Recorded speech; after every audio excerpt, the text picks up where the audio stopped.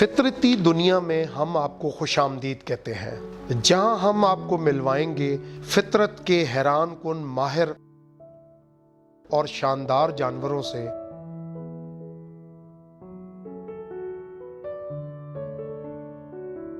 जहां फितरती माहौल में शिकार और शिकारी अपनी बका की जंग लड़ते हुए नजर आएंगे।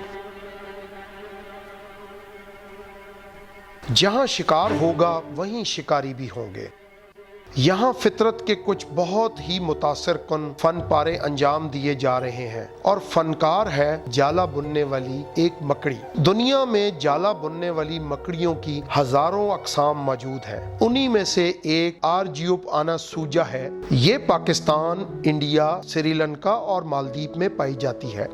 ये खूबसूरत रंगों वाली मकड़ी है। ये मकड़ी आसानी से इसके बड़े साइज और जिस्म पर पीले डिजाइन की वजह से पहचानी जा सकती है। ये अक्सर बागों, खेतों और जंगलात में पाई जाती है।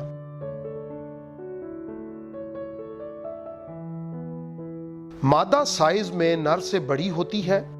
इनकी 8 टांगे होती हैं, जिनका रंग सुरमई भूरा और इन पे सफेद रंग के निशान होते हैं।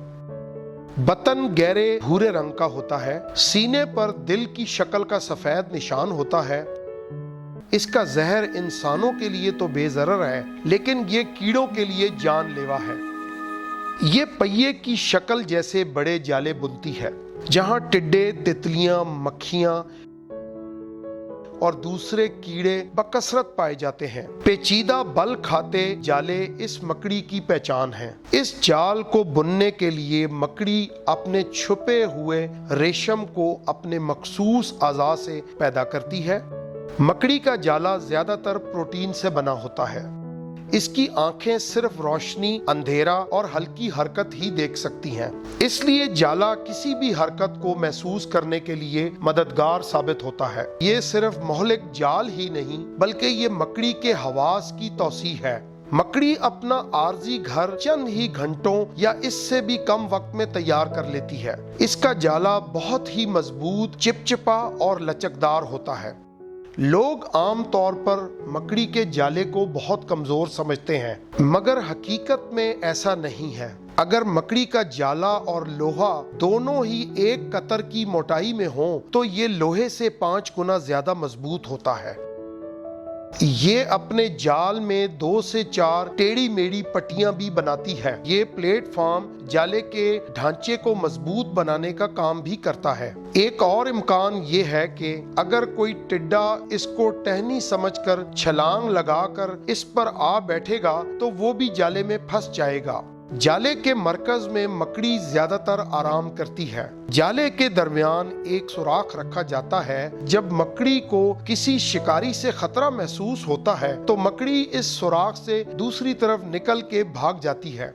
मकड़ी कम ऊंचाई पे उड़ने वाले कीड़ों को पकड़ने के लिए कम ऊंचाई पर अपना जाला बनाती है, जो कि एक फूल से दूसरे फूल तक उड़ते रहते हैं और अपने चमकदार रंग के जिस्म के साथ वो कीड़ों को बेवकूफ बनाती हैं और कीड़ों को ऐसा लगता है कि मकड़ी एक फूल है और अनजाने में वो इसकी तरफ राग़िब होते हैं और मकड़ी का शिकार बन जाते हैं। इस तरह इसकी शानदार तरकीबें बहुत कारगर साबित होती हैं। जब मकड़ी भूखी होती है, तो वो जाले के रेशमी धागों को सख्ती से तन देती है, ताकि शिकार से होने वाली हल्की से हल्की हरकत को भी महसूस कर सके।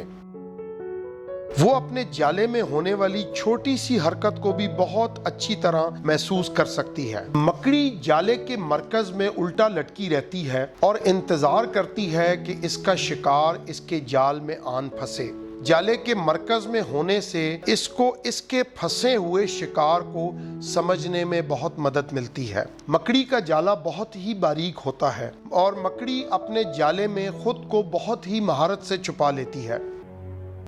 जब शिकार आके जाल में लगता है और खुद को बचाने के लिए जद्दोजहद करता है, तो इससे जो कंपन पैदा होता है मकड़ी इस कंपन को महसूस करते हुए जाल पर शिकार की तरफ तेजी से दौड़ती है। शिकार को अपने पेट के गुदूद से निकाले जाने वाले भारी रेशम की वसी चादर से फौरन लपेटना शुरू कर देती है। सबसे पहले वो शिकार की टांगे और परों को लपेटना शुरू करती है। मकड़ी अपने जाले में नहीं फंसती और बहुत तेजी और आजादी से हरकत करती है और साथ ही उसको बार बार काटती भी है और इसमें अपना जहर दाखिल कर देती है, जो कि ना सिर्फ शिकार को मफलूज कर देता है बल्कि ये अमल मकड़ी के खाने के अमल को भी आसान बना देता है।